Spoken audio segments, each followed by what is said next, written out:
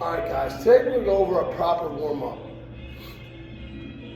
Now, depending upon what you're training, this can be modified. So if you're training legs, you can do more leg stuff. If you're training upper body, you can actually take out the leg stuff.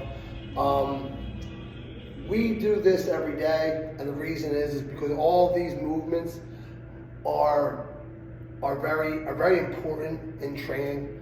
All right, they focus on 6 fundamental aspects of training, which we talked about before. All right, so check out this warm up. If you're someone who stretches before training, you want to avoid that. All right, stretching before training can actually cause an injury rather than getting you prepared for training. All right, so the reason why is because stretching before training can actually loosen the muscles up too much, and this can lead to injury. All right, so what I'm not going to do today is I'm not going to show you foam rolling. That I highly recommend prior to training, especially any type of explosive training, sprinting, running, anything along those lines. All right, but that's not what we're going to focus on today. Today we're going to focus on different movements that we do and that I highly recommend you start putting into your warm-up as well. All right, guys, so check them out.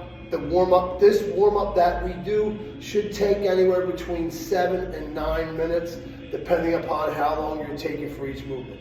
All right, guys, check it out. During a pass-through, keep the arms as straight as possible.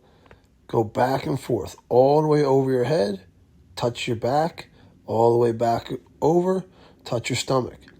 Again, you want to keep the arms as straight as possible in order to stretch out the chest, the shoulders, the traps, and the back. Rotate your hips. Put the bar on your back and around your traps. From there, all you're simply going to do is rotate your hips back and forth. You want to keep your feet in place and go as far to the left as possible, as far to the right as possible. An overhead squat is a squat, but essentially it's a core movement. Your arms should stay straight up overhead, so if the bar were to fall, it were to hit you in the back of the head. From there, just perform a regular squat. Butt goes back and down, nice and controlled, come up, and repeat. This is a PVC pipe hip hinge. The PVC pipe should be on your head, your back, and your butt. From there, you want to hinge your hips and bend over at the same time. Remember, you're not just bending over, you're hinging your hips. So your hips are going back while your chest is coming down. Be sure to keep the PVC pipe on the head, the back, and the butt at all times. If it comes off any point, you're going to be doing the movement incorrectly. The start of a wall hip hinge, your one foot should start with your heel against the wall. From there, your other foot should step in front, and then your feet come together so you're 1 foot away from the wall. From there, you're hinging your hips until your butt lightly touches the wall. Notice, I'm not just bending over and pushing my butt back. I am hinging my hips. My hips are going back as I'm bending over. You'll see in the next rep or so, I'm going to do the movement incorrectly. I'm going to just bend over and then push my butt back. You'll see here, this is incorrect. I'm just bending forward and then pushing my butt back. When your butt touches a wall, you should be about a 180-degree angle. On the rotate your shoulders, we're doing a couple of different ways. We're going to start small and forward, gradually start going wider and wider and wider and wider. And then we're going to go small and back, same thing. Then gradually go wider and wider and wider and wider.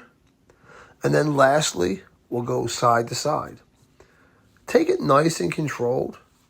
All right, make sure you start small and gradually go wide. And then again, side to side, alternating which one goes over top each time. On a jump squat, you're performing a regular squat with an added little jump. The jump is not important. We're focusing on the squat here. butt goes back and down, go down nice and controlled, go a little bit below parallel, and then a small little jump. Again, the jump's not important. On an alternating lunge, make sure the feet stay shoulder width apart when performing the lunge. A lot of times people bring the feet together and they have too narrow of a stance. Keep the feet shoulder width apart, step forward, knee lightly touches the ground, and come up. Remember, we want to practice this movement so that we can perfect it and not have any issues when we're doing it during strength training. This is one of those movements a lot of people have a hard time with because they don't focus on it in warm-ups. Warm-up is very important. How we warm up is how we're going to do the movement when we train. We're going to demonstrate two forms of push-ups. The first is an on-the-knee push-up. Notice how my head, neck, spine is in a straight line. And now a regular push-up. Again, head, neck, spine stay in a straight line. My back doesn't round. My hips do not drop. Do whatever one you can. On a high plank, the hands stay underneath the chest. Core stays nice and tight. Again, the head, neck, and spine stay in a straight line. You don't want the back to arch.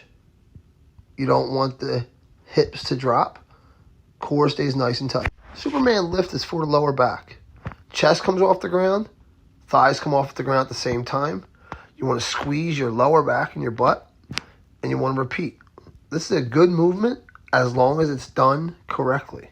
You got to squeeze the lower back and the butt. On a cobra stretch, your thighs want to stay flat to the floor. From there, you want to push your chest up. And now you want to arch your back a little bit. And last but not least, walkouts. Walk out to a high plank. Walk in. Keep your legs as straight as possible. If you don't have to bend your knees, don't. The more you bend your knees, the less the shoulders and the triceps are going to work. Keep your legs as straight as possible. Walk out to a high plank. Walk back in and repeat over and over.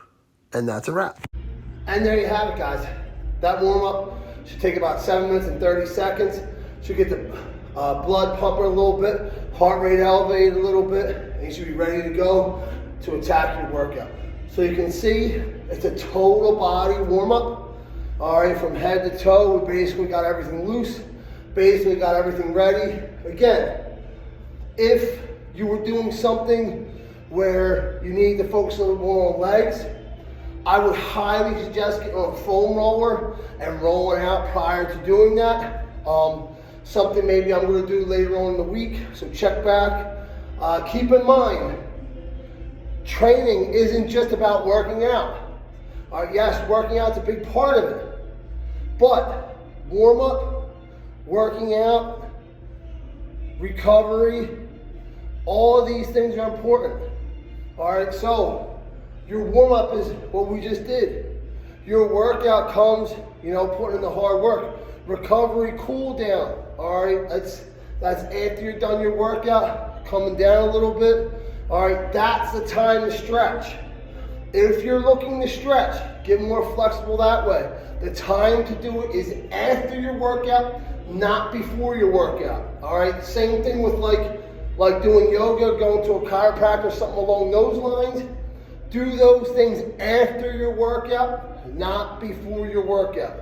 All right, again, you could be too loose. It can cause injuries. All right, guys, I hope this was helpful. I hope this was beneficial. Again, check back. We got more things coming. With the gym opening, we'll have more things to show you when we get more equipment in. All right, so I keep in touch. Hit that follow button. Hit that subscribe button if you're on YouTube. Yeah, so we got our YouTube channel, our Instagram channel, we got Facebook. All right, YouTube and Facebook is where we're going to primarily post these videos. So make sure you like, make sure you subscribe. All right, guys, check back later for more.